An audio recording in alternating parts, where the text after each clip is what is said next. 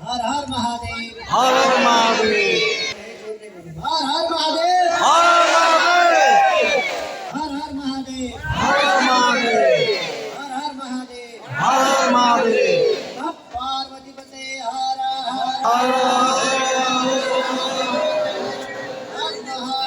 भक्तजन हाम्रो यो दिव्य सिंहमारिक महारथी काशी बनारसमा हुने गर्दछ र यसै गरी पशुपतिनाथ मन्दिरमा पनि भइरहेको छ र लगत्तै हामीले मन्दिरमा पनि गरिराखेका छौँ।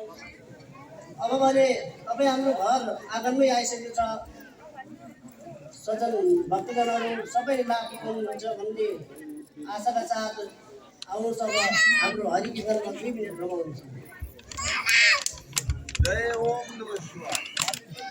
सबं राम नारायणं अच्युतं केशवं राम नारायणं अच्युतं केशवं राम नारायणं अच्युतं केशवं राम नारायणं कृष्ण दामोदरं वासुदेवं हरिं दामोदरं वासुदेवं हरिं दामोदरं वासुदेवं हरिं दामोदरं वासुदेवं हरिं माधवं गोपिकावलं श्रीधरं माधवं गोपिकावल्लभं श्रीधरं माधवं गोपिकावल्लभं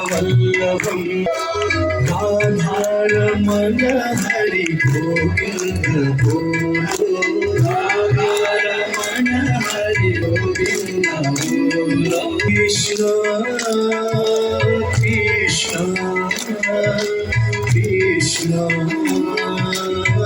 कृष्ण कृष्ण कृष्ण कृष्ण